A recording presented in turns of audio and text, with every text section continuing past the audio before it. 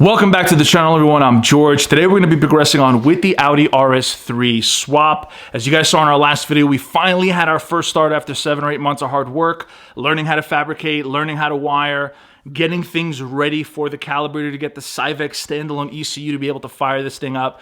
And if you guys are following us on Instagram, which if you do follow this channel, we thank you very much. Follow the Instagram page because we do post videos and pictures there every other day. We posted up an idling and revving video on Instagram, which is pretty cool. Never had it idle, like at least more than 2 seconds. We had it idling for about a minute or so. As we were revving it, it was open dump just to hear what the car would sound like. We have heard, VR6s with no exhaust before, but getting it firing inside the RS3 bay, especially after so many people said it would never happen, we wouldn't have the engine bolted up, it would take 5 years to get this thing running, and here we are 7 months in, never having welded or fabricated or wired before, and the car is idling here in my home garage, about a week or so away from getting this thing to drive on its own for its maiden voyage. So beyond exciting, the progress, the milestone that we've hit with this car, obviously we haven't gone racing yet or hit the performance aspect, but getting a 100% custom engine swap in a new Audi RS3, especially in a home garage, is beyond exciting for us. So it's something that we've never done before, and we're really excited on progressing on and learning and even doing more on this channel in the future. That being said, I have a to-do list. Here's a screenshot of things that I need to knock out. I need to install the drive shaft. That's a two-man job. I'm gonna wait for staff to come over so this way we can do that. In the meantime, I gotta work on the front rad support and why it's not fitting. And I'm gonna explain to you guys why a little bit more intimately as I show you guys the front end and the solution that we have for it. That's gonna be done in this video. And then we're gonna start making coolant lines so when we do put the front end on, we can start getting some coolant in this engine and running it for more than 2 or 3 minutes at a time and revving and idling and getting her on her feet. You know, getting ready to go for that first drive to ensure that nothing leaks and we have no problems. You know, all the sensors that Stav, wired in, that I welded the bungs in for, are working accordingly and actually communicating that to the ECU and to the dashboard, right? Just like it was before. That being said, I don't want to drag on this intro. I'm going to kick this off. I'm going to start on this front end. We're going to talk about the front rad. I'm going to show you guys the solution that we have for it and what we got coming in. All right, so we ended up picking up a new drive belt that we're going to throw on. So the car still has, 10, 15-year-old spark plugs that are in it, same spark plugs that were in it from the junkyard, and it fired right up. We're going to replace them just because, make sure we have some fresh plugs in there. Here is the old accessory bracket. This was the Touareg accessory bracket as the engine came out of 2004 Volkswagen Touareg, and actually pushed the alternator too far out, which I'm going to show you guys here in a second. So we have a different accessory bracket, and I'll show you guys a screenshot of what we actually installed. It's from a 2008 Audi A3. And before, the old rad support would actually push this alternator out past the mounting point. And I thought because the rad support there was a bit of a curve that it would work and it would fit. I was actually really wrong, unfortunately. So the front rad support actually hits and wouldn't allow this to install. But with the A3 accessory bracket, the 3.2, or you can even use the Mark IV R32 accessory bracket, everything pretty much should bolt right up now. We have a bit of a problem though when it comes to the air conditioning. As you guys can see, looking straight, you'll see that the alternator pulley sticks out a little too much to the left, and then you'll actually see that the alternator pulley, the air compressor is actually sticking out a little to the left as well. That is the Touareg air compressor, AC compressor, and that is a 2.8 VR6 alternator with a 2.8 VR6 pulley. So I ordered a 3.2 A3/TT 2008 air compressor that should be coming in the next couple days. The RS3, guys were asking, why aren't you reusing the RS3 air conditioning pulley? Well, it actually bolts right up, believe it or not. It literally bolts right up to the accessory bracket. The problem is the pulley's too small. Even if you remove the pulley, the actual bearing on the VR6 pulley itself on the 3.2 is too wide, and I don't have a spare brand new bushing to throw on the inside to be able to press a new one in and use the 3.2 pulley on the RS3 air compressor. So AC compressor. So I just have a 3.2 AC compressor coming in. It's going to come with the appropriate pulley with the appropriate spacing, and it's the one that actually works with that that accessory bracket, and then we'll be able to throw a belt on. I think I can kind of jerry rig it now. This belt isn't too wide, and I think we can get away with maybe even running this. I don't know, we'll see. Hopefully it lines up, but If I can get away with just getting the car idling and running again for the sake of the video with this, I'll just throw this on. But that's one of the hurdles that we had to go with in order to be able to throw the front end on. So now we have the 2008 A3 accessory bracket, and now we're able to throw the front end. Now, however, I need to make coolant lines, as I mentioned in the intro. I have a bunch of just random coolant lines, including some of the old ones from the 2.5 5-cylinder setup. I have some kind of scattered all the way around. I'm going to try to reuse as much as I can to get pretty much a decent setup. And then what I'm going to do is either make hard lines, because pretty much everything else that I have on the car has an AN fitting. I converted this car to AN fitting lines for the sake of install, removal, cleanliness, all that, especially in a very busy engine bay. But the fact is, I didn't order any of the AN lines in advance. I'm going to have to just assemble something out of the rubber lines, the rubber hose that I have, in order to be able to throw coolant through, to make sure she idles, make sure nothing leaks, and then use that as a template to just make some kind of setup here on my table for an AN line setup and just pre-make the fittings. So this way it installs inside the car, or inside the engine bay. So let's start this off. I'm going to take off that intake. I'm going to remove the intercooler piping just to get it out of the way. And I'll show you guys what kind of room we have. But we'll start making the coolant lines now. For those of you guys that are asking why the wiring is all over the place, again, the car is still, while it did fire up and everything seems good, we don't want to wrap the harness and have to reopen it if we find something has to get fixed, replaced, something has to get redone. So spaghetti's going to be in the bay for about the next week or two. Once we confirm the car is electronically sound, I bought plenty of harness wrap off of Amazon, and we'll wrap everything up, clean it all up nice, even get the sections around the coil packs all wrapped up all nice, and we get it looking really, really decent. Till then, we don't want to just waste time, wrap everything for the sake of looking clean for a video on YouTube, and then only having to tear into it and remove all that tape and make it look like garbage in a week or two, God forbid, if we have to redo anything. More than likely, there might be some things that we have to repin. There might be some things that we have to replace. Again, we never wired a car before. This is our first time. There's a lot of things that we made and fabricated on this car, about 90% what you see in the bay, that we may have to remake. I don't know. So again, this car is a giant experiment, but it's idling, it's running, it's firing, and I want to get you guys at least a coolant install, made up the exhaust, get it on its feet, and get a back video of it revving so you guys can hear what it sounds like compared to what the RS3 sounded like when we did have a 5-cylinder. Ooh, George, what are you doing today? I'm finishing up the coolant lines. I would have been doing the drive shaft, but your bum ass didn't come over to the garage. Well, I didn't get an invite. Even though I have a text message on my phone that says, come over, I still don't have an invite. Check this out, look.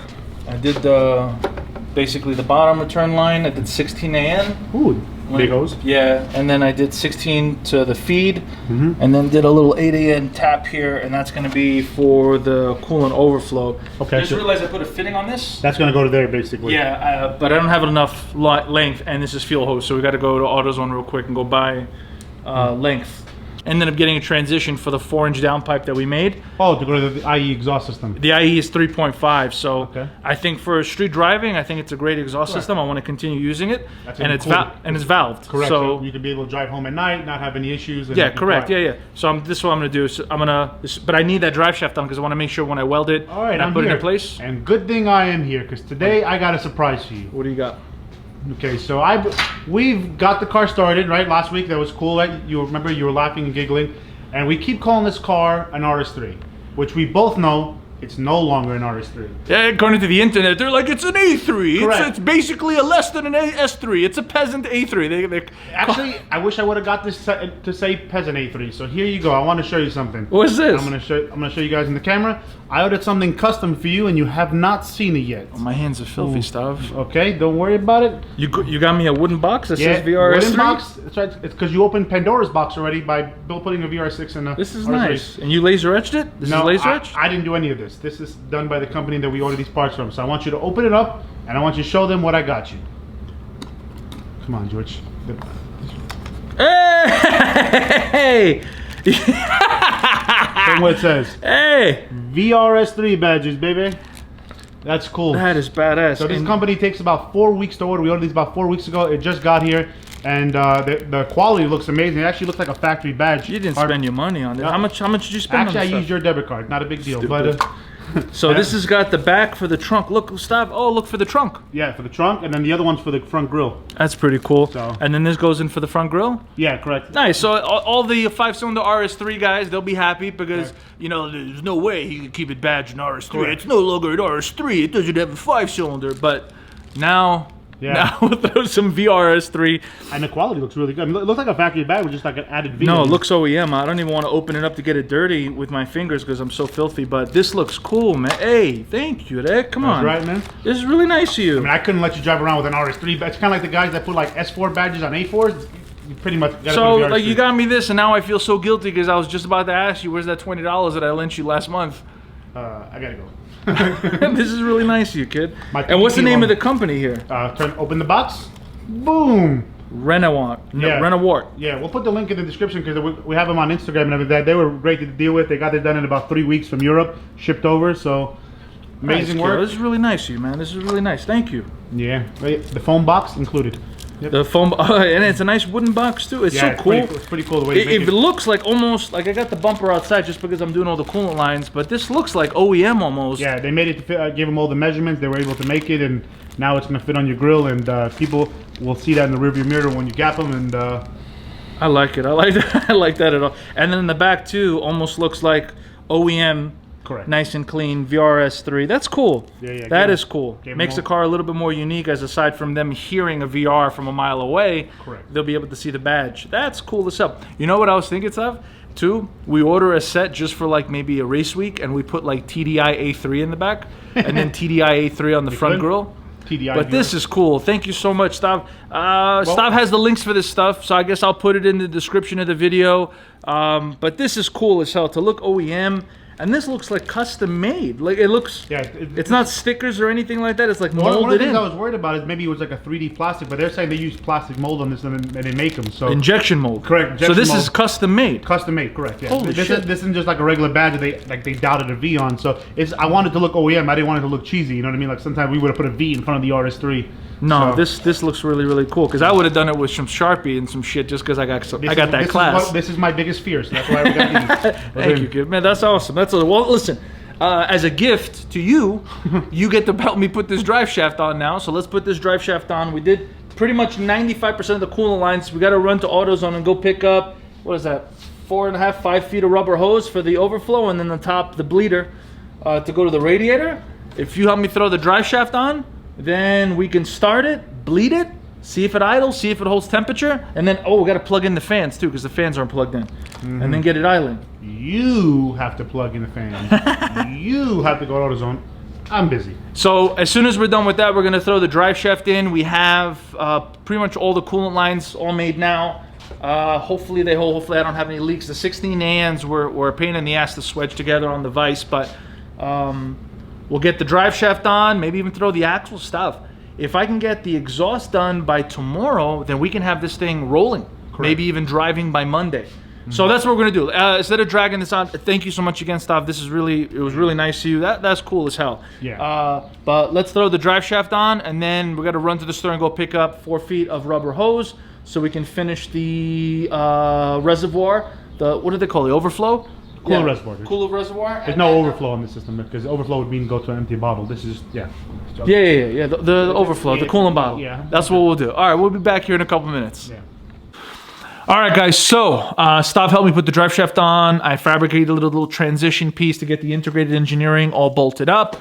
I want to get a startup so you guys can hear what it sounds like. Make a comparison to our older videos we had, as this is a 5-cylinder exhaust system, now with the VR6 pushing flow right through it. So let me know in the comments below as soon as I play this portion what you think.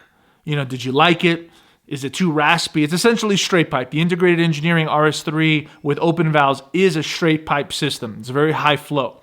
With the VR6 being a larger displacement engine and also having an extra cylinder, it's known for having high flow, especially the 3.2 liter. It's a lot of flow there. I don't think we're going to outflow the integrated engineering exhaust system, but I think we may drown it out with sound, since the VR6, it gets pretty nasty when it comes to straight pipe systems. So I think with the 5-cylinder setup, the straight pipe was manageable. Maybe with the VR6, it'll just be a little too grumpy, a little too raspy. Let me know in the comments below what you guys think as soon as I play this video. So let's get this start up. You guys can hear it idling. some light revs. This is a rough base file from Cyvex. Again, Ryan, the guys at Cyvex, thank you so much for calibrating and getting us a base file so we can start up the car, rev it out, and you guys can hear it. But understand with, as we develop this car, more refinement's gonna come. We're gonna link up with our tuner, and we're gonna start refining this car and get it all smooth and dialed out. And then once all the electronics are smooth and we think happy, transmission, all that, we're gonna start working on that built motor and get it in. But anyway, let me not ramble. Take a listen to this exhaust. This is a 3.2 liter stock block 3.2 liter R32 engine through the RS3's integrated engineering exhaust system with some light revving on a rough base file.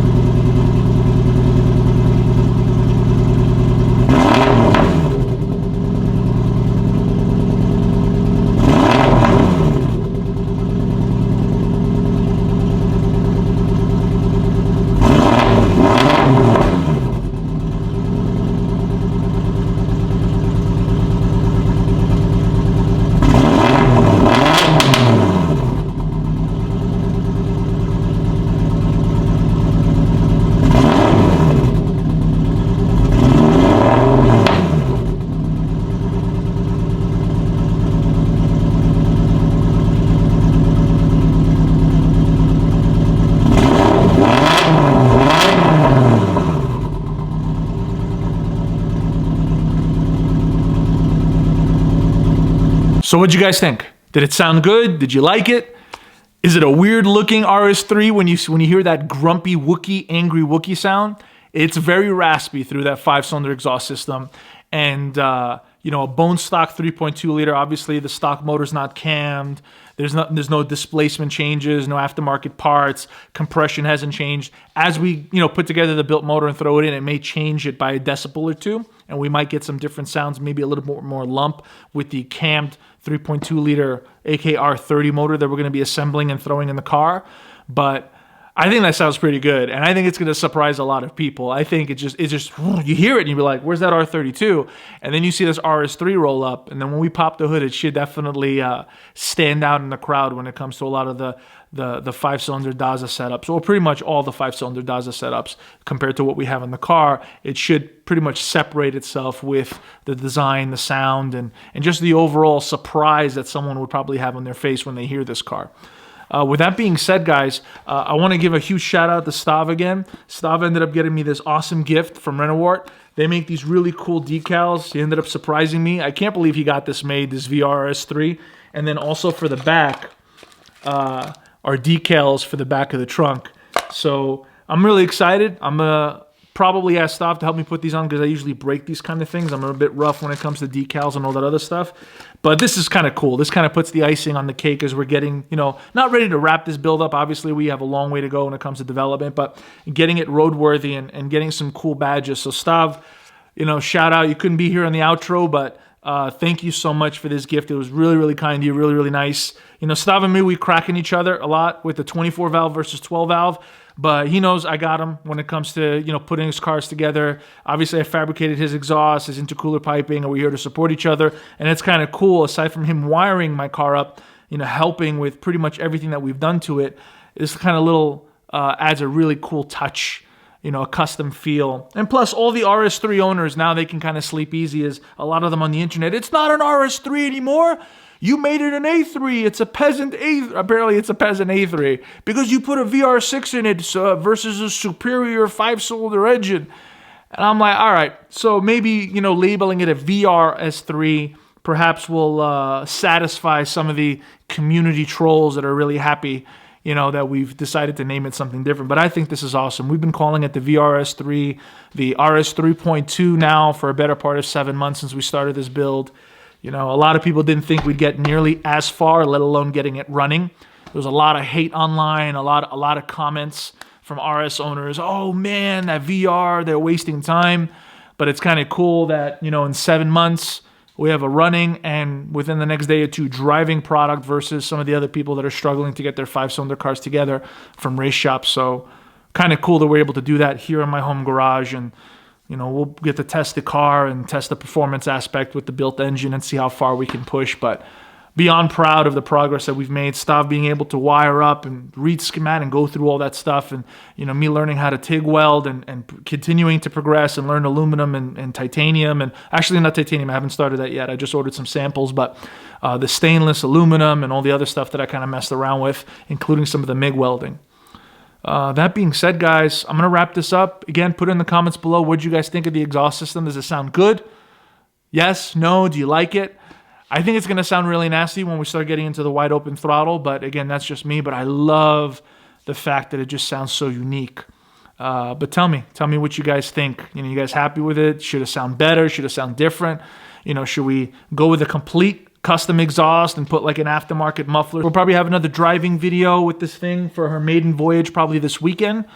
We're waiting again for that AC compressor to come in so we can throw a serpentine belt on the engine, get the alternator charging, get the coolant flowing so this way we don't overheat. We pretty much have just been revving this car after a slight warm-up and not letting it get too hot and then shutting down because we don't have coolant circulating because the water pump is not being driven. So kind of excited for the 3.2 2008 A3 AC compressor to come in, and then we'll throw a belt on there and get everything, you know, moving when it comes to fluid and all that other stuff. But beyond excited, guys, to go this far.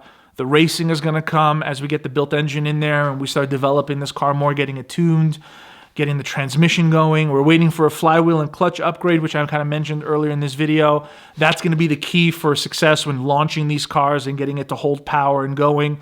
DCT Clutch took on the mission of building us a VR6 DSG DQ500 flywheel, which I'll throw some teasers up so you guys can see what the flywheel looks like. You'll see some familiar faces on there, along with a HD 1400 custom clutch to handle the power and the torque that the VR is able to throw out, and thus, you know, the amount of power that we're going to be throwing at this car with the, you know, size turbocharger that we opted to go with, a 79 mil G42 1450. So, oh, that was a mouthful. Guys, my name is George. I'm going to wrap up this video. I appreciate you guys watching. Appreciate all the support. I hope you liked this video, and if you did like it, consider subscribing. It really does help out the channel. Hitting that like, maybe even sharing the video with some of your friends.